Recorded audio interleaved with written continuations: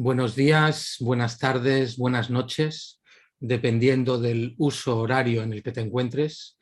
En el programa de hoy, en Mirror Expat, nuestro invitado se llama Chuck Baclagon. Él vive en Filipinas, Quezon City, Metro Manila. Es un activista por el clima por más de 20 años. Actualmente está trabajando en 350.org. Welcome and thanks for joining us in Mirror Expat. En español, el espejo del expatriado. Tell us about this organization. Do you work only all around the Philippines? And please, Chuck, share with us some campaigns you were recently involved in. Sure. Well, 350.org is a global organization. It's an international movement of ordinary people working together to end the age of fossil fuels and to build a world of community-led climate action for all. We work on 3 areas of climate activism. The first one is we are calling for a fast and just transition towards renewable energy for all. And that's basically supporting any form of work to accelerate that transition by supporting community-led energy solutions. The second one is what we call as no new fossil fuel projects anywhere. So that's us supporting communities and activists that are working to put a stop to and ban to all oil, coal, and gas projects from being built through different interventions in the community level. The last one is what we call Not a Penny More. That is the finance campaign that we are running. It's basically us working to shift financial flows of investment away from fossil fuels towards solutions to the climate crisis that are both sustainable but also socially just. One of the latest campaigns you are running is about inclusive mobility in Manila. What is this action for? Maybe you could explain for a bit what kind of cities do you have in the Philippines? Is the air is polluted? There are traffic jam every day? Yes. Well, in the Philippines, like a lot of developing countries in Southeast Asia, a lot of cities are booming because of commerce and industry. And because our cities are the centers of all economic activity, many people are forced to migrate to the cities so that they would be able to have jobs and to be able to earn a living. The problem there is that a lot of people are congesting the cities, and the problem is mostly policy around the use of our roads has been very much informed by government policies that favor private vehicles over public transportation and non-motorized forms of transport like cycling and other forms of vehicles.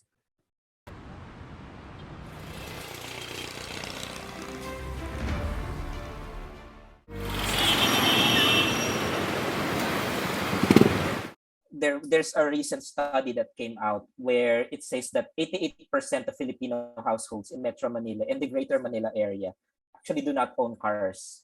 And the recent COVID-19 pandemic has actually implemented community quarantines that came as a result, suspending public forms of transportation. And that's why cycling became an effective form of travel for people to go to their work. And it is the reason why we started developing the mobility campaign that I am currently involved in together with other organizations. And among the things that we are doing is we are actually crowdsourcing information that can be used for the development of local ordinances and policies of the different cities in Metro Manila to improve mobility conditions. That doesn't only benefit those who own their cars and the people who can afford those cars.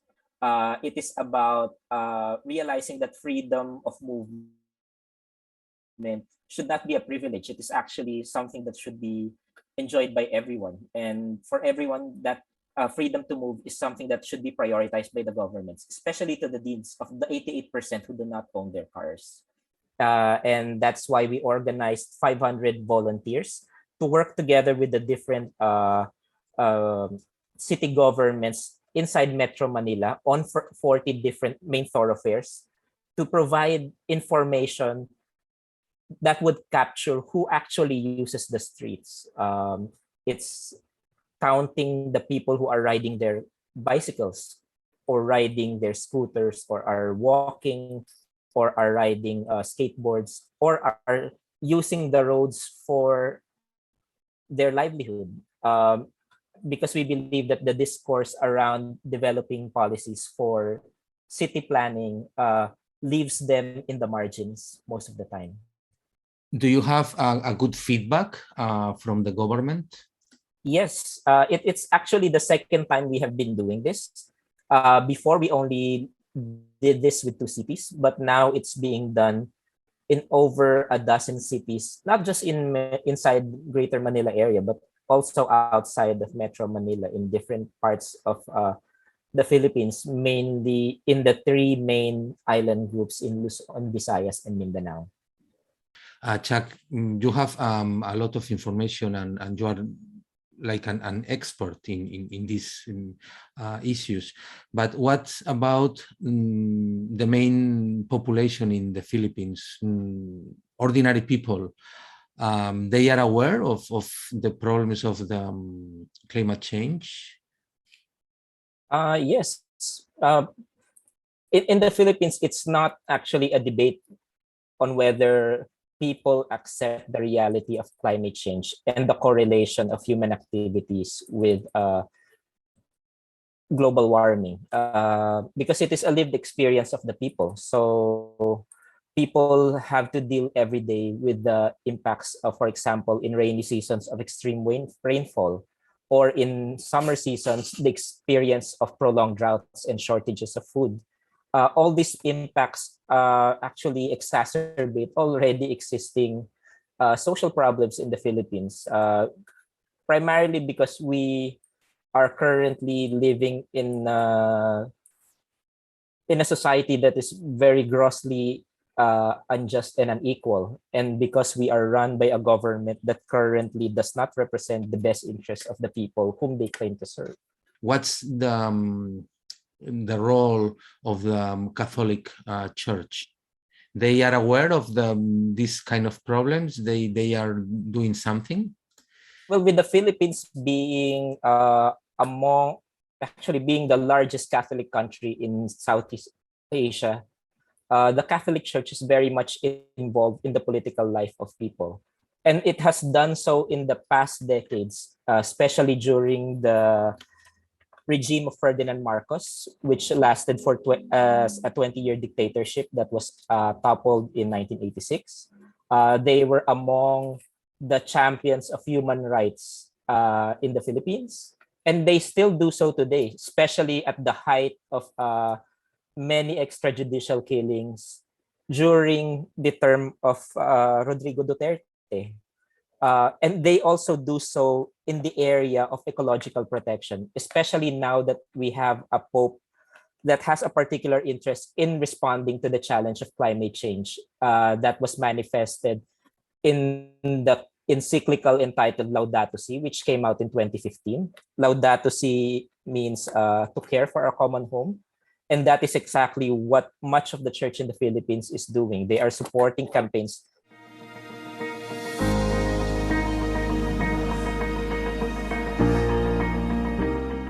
Are there any communities disappearing right now, or having problems with water pollution? Well, water pollution in the Philippines has 2 forms. Most of the time, it is blamed on people because they throw trash in the rivers. But what we believe, if you look at the evidence, much of the problem lies closer to the source of the trash itself. It is because there is rampant production of single-use packaging for many consumer products. And those are packaging that are meant to be disposable. So I think the responsibility there should be for the corporations actually to produce packaging that shouldn't be non-biodegradable. But the second part of water pollution, and one that is more dangerous, is the contamination of water bodies from different forms of toxic chemicals that come from the production side. And what is doing the government now? Do you have a new president? No, is this, I think, is Ferdinand Marcos' son? Yes, it's Ferdinand Marcos Jr., the son of the ousted dictator that ruled the Philippines close to 40 years ago. He has made pronouncements that he wants to advance the interest of sustainability and renewable energy. In fact, he even claimed that he was responsible for one of the biggest renewable energy infrastructure in the Philippines, which is the windmills in the province where he used to be governor.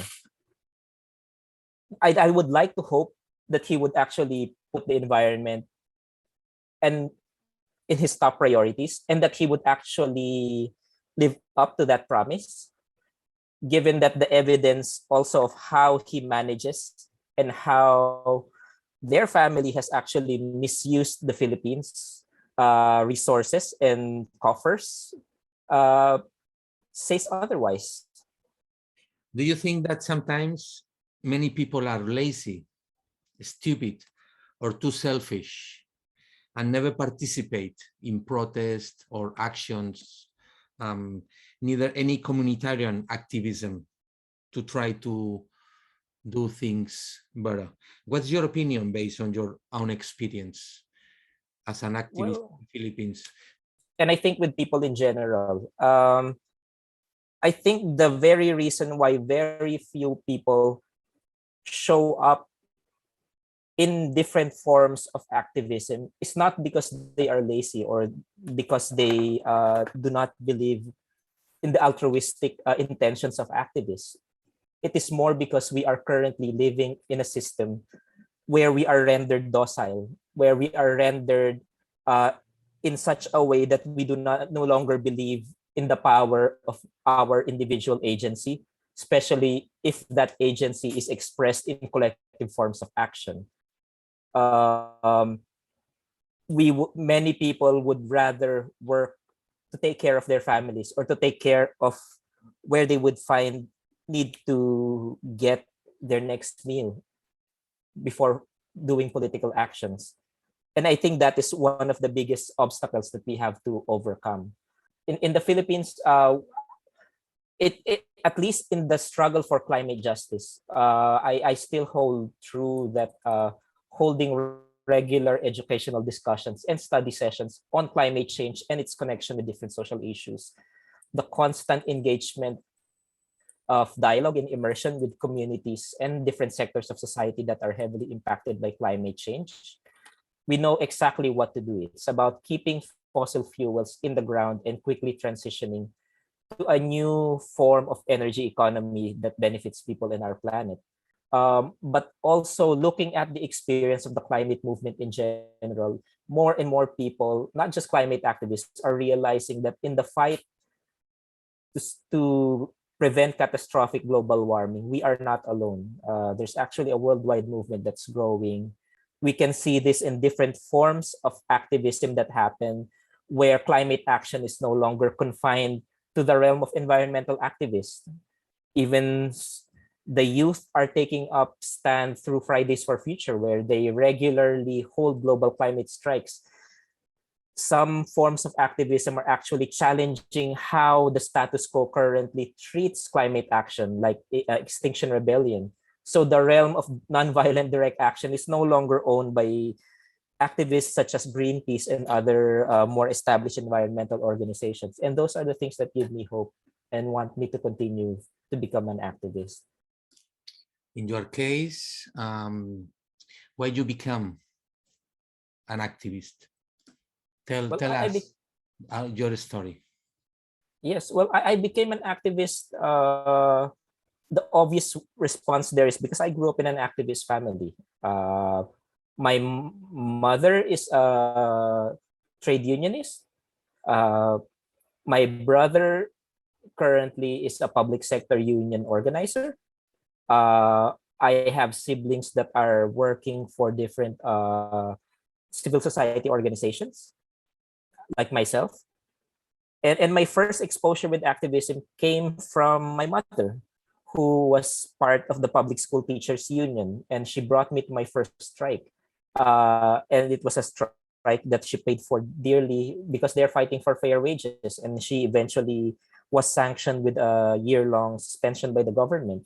But she was able to overcome, and the teachers who did that protest actually were able to guarantee the social protection that they need for their rights. And that led me to a path of activism, starting with being part of the student movement that worked to abolish mandatory military service for university students. And that also led me to the path of becoming involved with Greenpeace for a decade, and eventually the work that I'm currently doing with 350.org.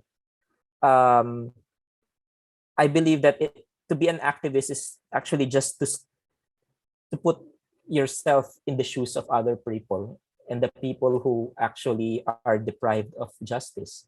Just the last question. Is it possible to be an activist but just using social media? Because many people think, oh, if I put like or dislike on Facebook or I post a Twitter, what means we can be just digital activism? Mm-hmm. Well, I think digital activism is a good start. And that start should bring us to the journey towards becoming involved in activism in the real world.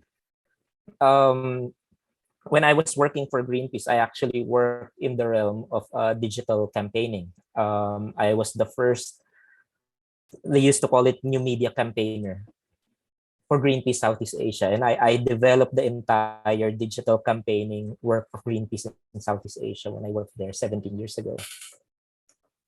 And one thing that I realized is that activism in digital spaces makes sense if it is subsumed within a bigger campaign strategy that includes both offline and online engagement. Because if you look at how many digital platforms are, like Facebook, for example, how is it possible that Facebook can run 24 hours a day uninterrupted and store so many data that we can upload? It's because they use data centers, and those data centers actually consume a lot of energy. 10 years ago, I was involved in a campaign with Greenpeace that challenged Facebook to power its data centers with renewable energy. Because at that time, Facebook was expanding their data center in Oregon. So they are forced to commission actually a coal-fired power plant just to power their data center. And we engaged Facebook's community to demand that Facebook should unfriend coal and befriend renewable energy. And Facebook eventually responded positively to the demand and opted for wind energy. But imagine how much energy is required just to power digital infrastructure. Yeah. But you mean there is a step from digital activism to real activism? Yes, digital activism is the first step, I think. And it's a good first step. And digital platforms should still be used for advocacy purposes because it's part of the platforms that raises awareness on social issues and environmental issues. Well, Chuck Baclagon, thank you for staying here in Mirror Expat, in Spanish, El Espejo del Expatriado. And thanks for your time and good luck in your activism in the Philippines. Thank you very much. Muchas gracias. Muchas de nada. Okay, bye-bye. 噜咕噜咕。你们那老外，物价有没有情况？